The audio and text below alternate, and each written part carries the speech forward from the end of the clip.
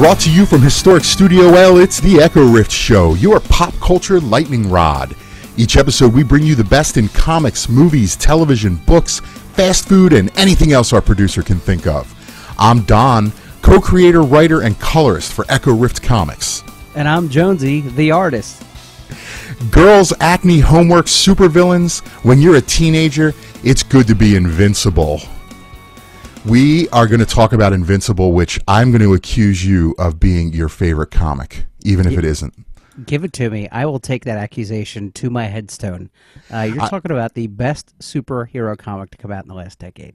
You might be right. And it's funny, I read Invincible a ways back, maybe when I first started getting back into comics, so probably in the maybe 2012-ish.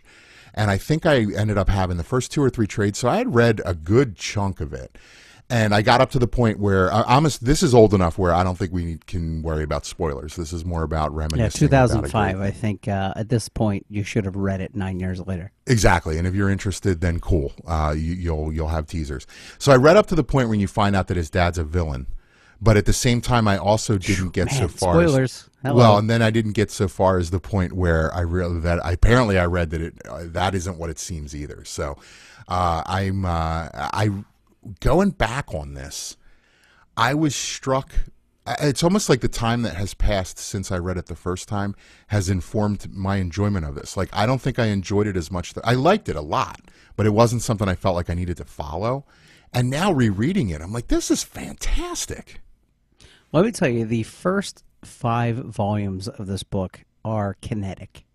It's so smartly written, and the energy that Kirkman kind of imprints, get it? Skybound imprint. There you go. Pulling all the stops here for the guest appearance, folks. Each volume kind of builds off the energy of the last. So this one, volume 1, Family Matters, lays out a young kid gets superpowers, right? And you kind of could go anywhere from there. But Kirkman does it in a way that he just gets out all the heavy lifting to begin with in the first issue. Boom, you're going to get a Superman, you know what I mean, knockoff. So get it out and get it out of the way. 2, it's going to be a teenage drama. There's going to be puppy love. So boom, get it out of the way. And 3, there's going to be a cutesy Teen Titans-ish teen. So you got it everywhere. You got it all in your face in the first volume. And this go ahead, sorry. No, go ahead. This might be the best mix I've seen of that. There's a sort of a genre of comics, and the 2 that spring to mind most prominently are Atomic Robo and Edison Rex. And they both do this sort of winking nod at the past and the history of comics. But the thing with Invincible is I feel like of the 3 of them, and I think they're all really high quality stuff, Invincible takes itself the most seriously while doing all of that stuff. I agree. Atomic Robo could be seen almost as a parody comic in some of their volumes. Yeah. And Edison Rex is played the most tongue-in-cheek, I think, of all 3. But Invincible basically just sets up the premise that everybody who's good and bad is bad. But They're so bad, they're good. They're funny, they have quirks, and sometimes their quirks are the defining aspect of their superpower, or their role, and it all clicks together so nicely in a way that Atomic Robo doesn't have that supporting cast. I mean, he does, but he doesn't. And the same can be said as Edison Rex, but Invincible really creates a mythology that is both hilarious but super serious and tackles topical issues that are in superhero comics already. Yeah, and that's the thing. Like, it reminds me of I don't know a lot about the backstory of this, so I don't think I've heard Kirkman ever speak about this particular comic, and specifically. But it reminds me of what Larson set out to do when he did Savage Dragon, which was trash. When you guys did that episode on Savage Dragon, the next time I saw Dale, because I see Dale in person regularly, I tore into him. I'm like, you don't get it. And it's not, you guys were trying to evaluate it as if it was high art, and it's not meant to be. And then I think I even had Titus from the comic book shop with me. And then I went back and reread it, and I was like, oh, no, my memory. No.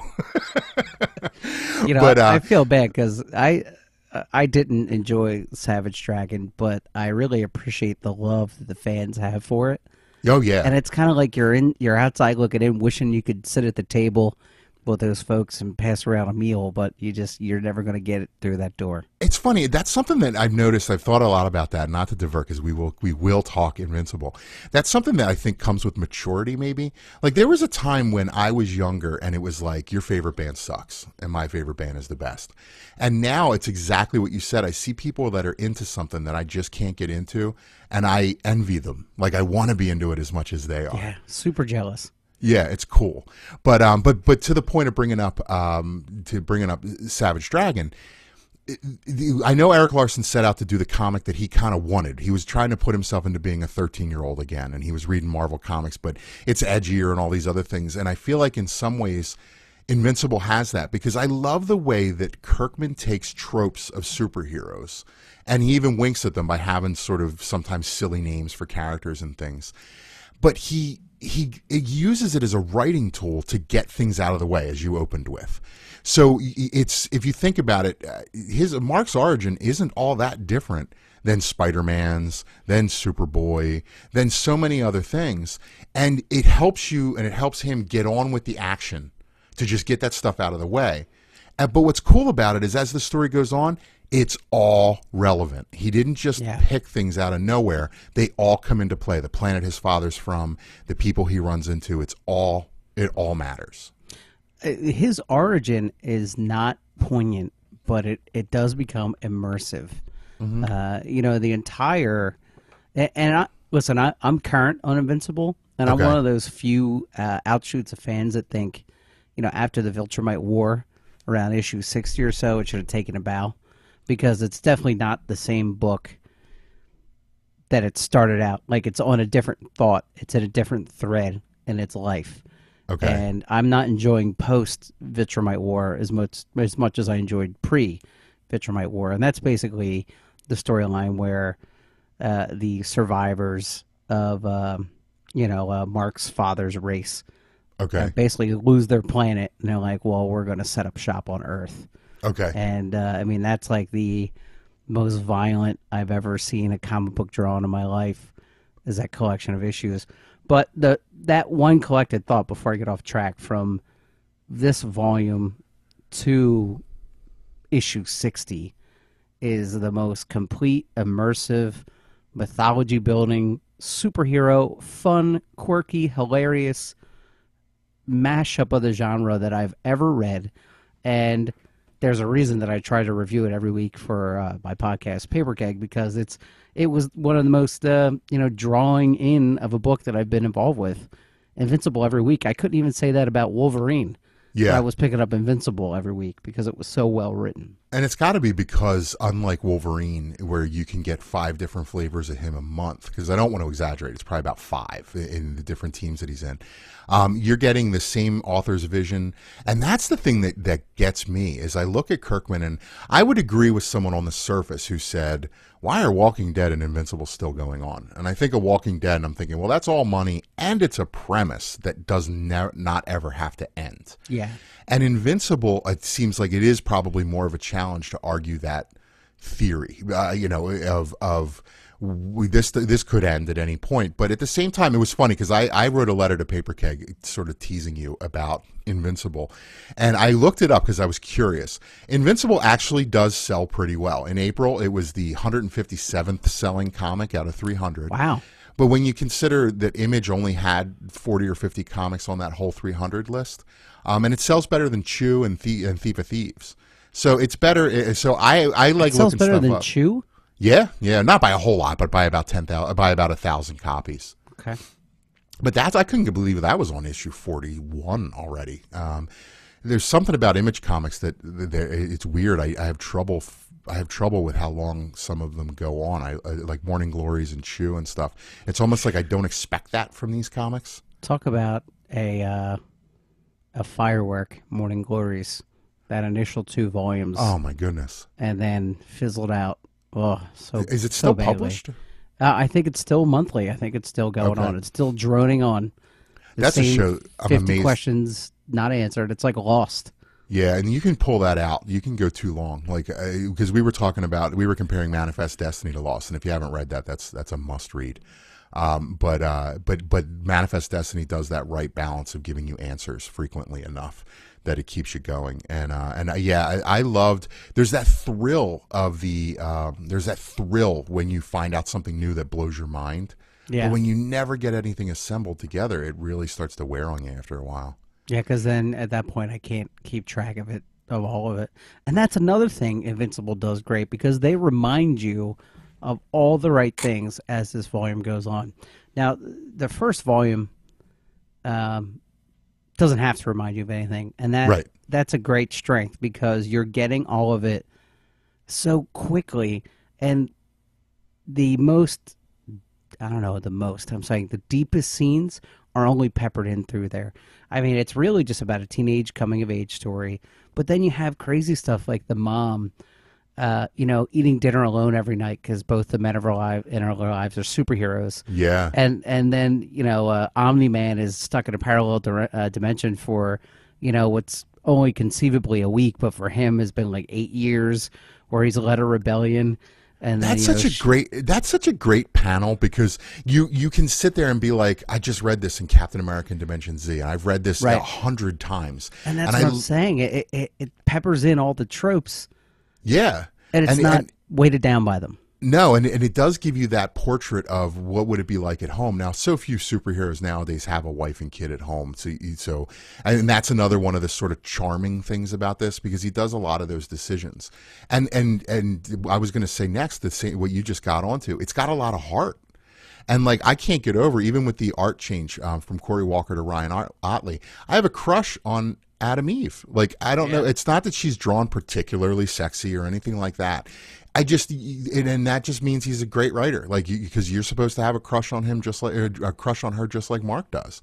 And I can't get over how effective that stuff is, and how well he constructs those stories. I mean, there's despite any concept of going on too long or anything like that, he has this so well thought out that the first pages of the first volume of Invincible starts with, you see an action sequence, and it says 4 months earlier, and by the end of issue 4, you've caught up to that. Yeah. And it's a great ride. I mean, and you have that that sort of question of, okay, what's going on? I'm reading this comic for the first time. These are characters that don't benefit from being in the Marvel universe or the DC universe. So there isn't even a walk-on from Batman that can help us, or the things that the big two might do to launch a new character. And it sings. It's perfect. It's because it does it all without exposition.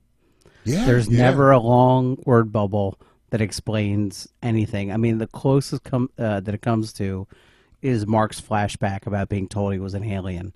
Yeah. And even that is just a leapfrog moment, so that in Volume 2, Kirkman can kind of pull the rug out from under you. So, spoilers, in Volume 2, at the end, we discover that this peaceful race that we're told in the first volume, the Vitromites, so they are coming out to, expand people's minds and kind of get them to their level, are really out there.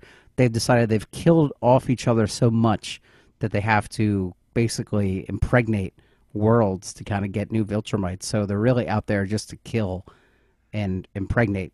And what a scary concept.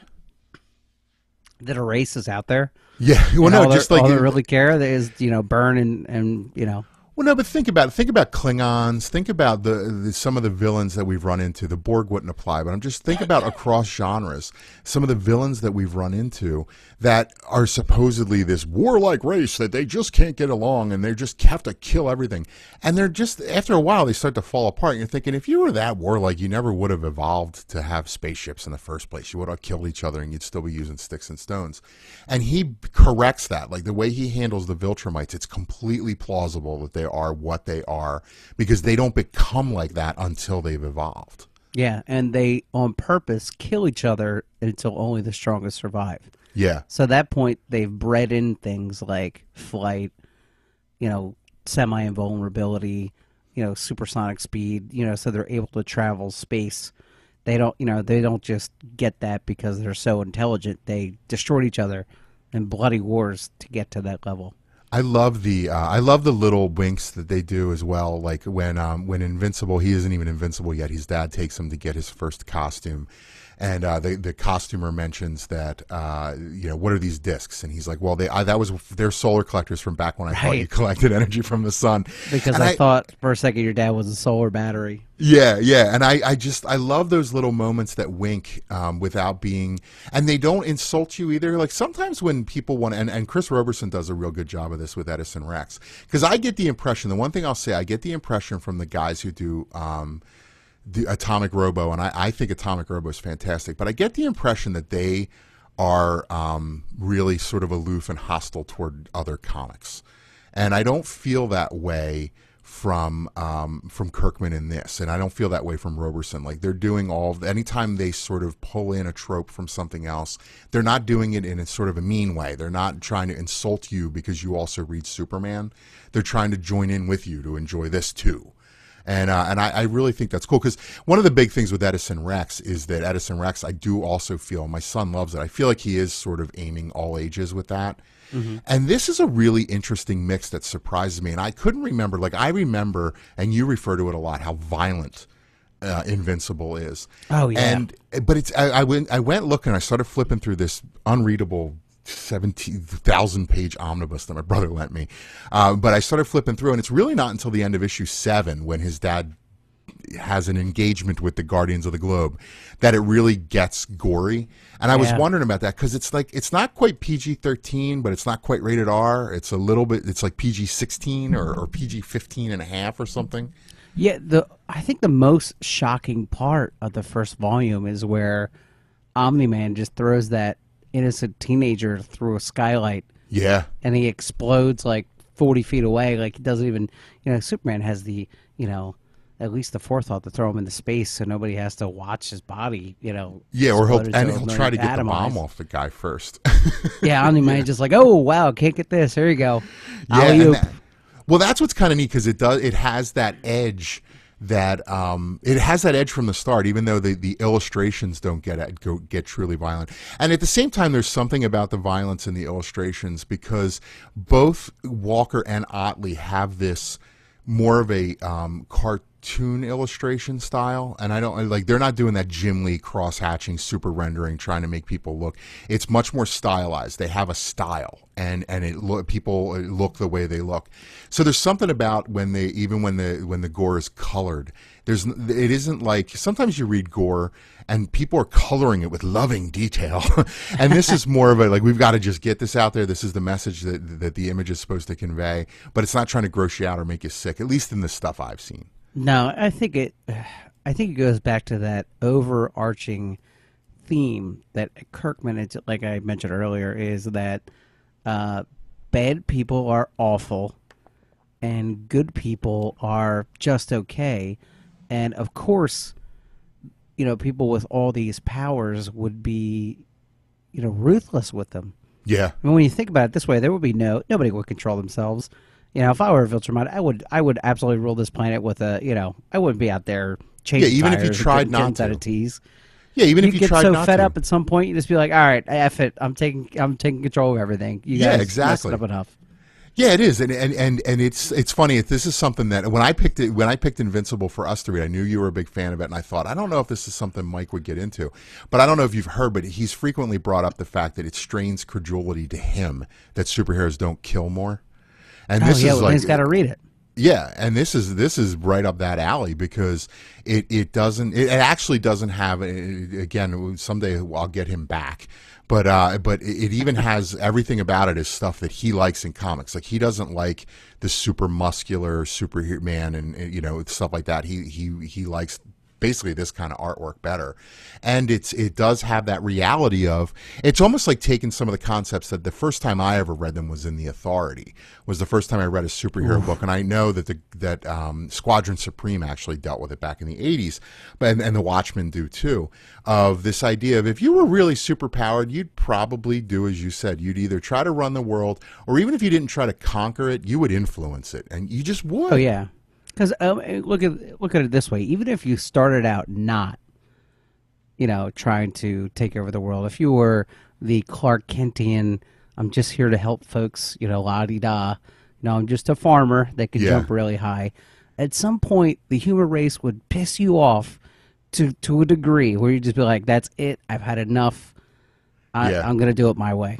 Never mind the fact that the human race in no comic, maybe this is a comic that needs to be written, it seems to react properly. Although it sounds like something Morrison probably has done, and I just haven't read it. Oh, I'm sure. But I think that if there was a real Superman, I think the world would divide evenly into two camps. The people that worshipped him as God, and the people that decided that I don't care how good he is, we must destroy him because the whole concept of his existing is bad for us. I absolutely agree. And I think I'm surprised that no one's written that. Maybe because it's such a dark, and I don't know how do you end that story. But and I guess that Mark Waid story sort of gets into the Irredeemable. Where he gets into that's the essentially this is what how it it would would be like. go. Yeah. The whole world just kind of lets him do his thing because they're afraid that he'll go rogue, and when he does, he ends up leveling the entire planet. Yeah, and all the people who said we should have got rid of him when we had a chance were right. Did you ever read the end of that story? And this No, is totally off topic. No, if it's I not. spoil it for you? No, tell me how it goes because there's so much of it. It's one of those comics. There's so much to read. I read the first 12 or 13 issues, and then I never caught up. And Yeah, listen, the middle is difficult. Where Irredeemable is on like that alien prison. That's a slog, even for Mark Waid, who's not a slog writer. Yeah. But the end I thought was really great. That Irredeemable, whatever I forget what his superhero name is.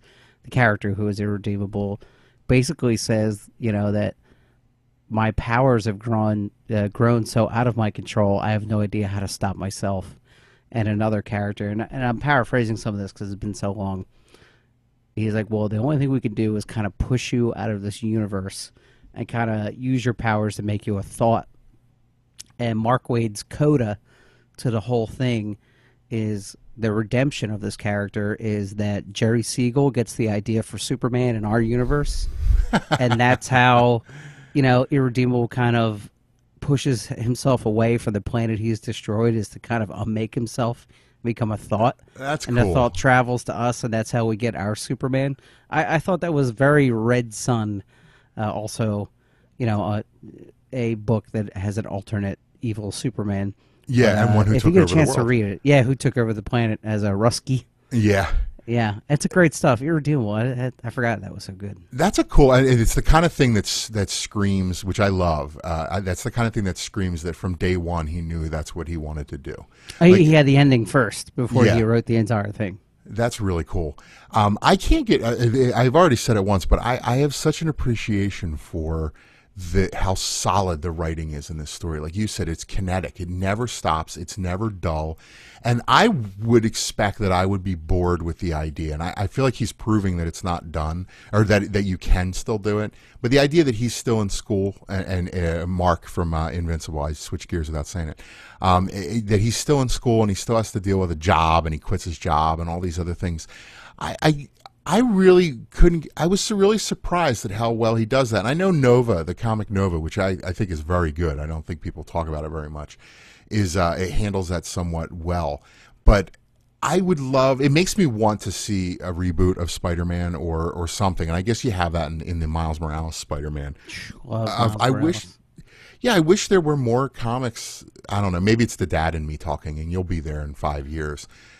I wish there were more because I love superheroes. Like so many of the kids' comics that exist, and they're all great, but they are sort of eschewing the superhero thing, and they're doing other things. I'll tell you that first 6 or 7 volumes of Ultimate Spider-Man by Bendis is exactly what you're talking about. The young teenage superhero who's got to balance his daily life and save the world or save Manhattan in the process. And so it's great. And it's the thing that, like, it's weird that that's been lost, because that was a very common, and I know why, and it's the money, and we're all older now, and we are the ones with the money, and we can afford to buy a lot more comics than a 12-year-old can, and there's this conviction that the 12-year-olds don't care anyway. They're going to play video games instead of read comics. I But disagree. I do strongly. too. Because It's the tail wagging the dog, Don. yeah. Because we're old and we control money, they're going to cater to us because we're voting with our dollars. But one thing I tell people all the time is we don't make kid-friendly comics and stop canceling them because they didn't sell 1 month. is, by the time I'm 50, there's going to be no more comics around for my kid to read. Or there will be, but none of them will be superhero comics. I mean, It'll all be, and not, listen, before, by the way, my name is Mike Connolly. If you're getting upset by my comments, you can find me at ECHORIFT.com. All the stuff the medium can do and tell these fantastic artistic stories and these real emotional tales, and what do you call it? The press of the media, or how the comics are perceived as they're for kids. Well, we still need that part too.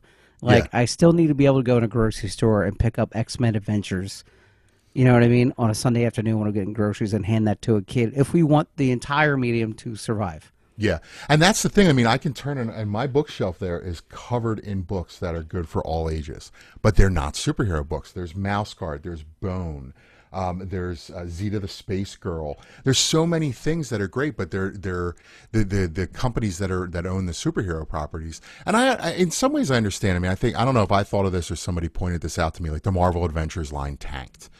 Well, it's because Marvel just isn't in the business of finding those kids, and they're not on newsstands, and a lot of comic book stores aren't as cool as the one I go to and aren't as welcoming to kids, or moms don't want to send their kids in there. But they've just, I feel like a point's going to come, and even if, maybe they don't care. Maybe they're like, no, you know what, the future is in the movies and the video games, and that's really where the money is, and we don't really care about the comics. The comics are for the comic fan, but I mean, let's face it, we know, we've seen the sales figures. We're not talking about millions of comic book fans in America. No. We're talking about hundreds of thousands. Certainly. It's Jim Lee threw the figure out that comic readers represent like less than 1% of the population in the United States. Yeah. And that's the money pool they're going after. I mean, I get it.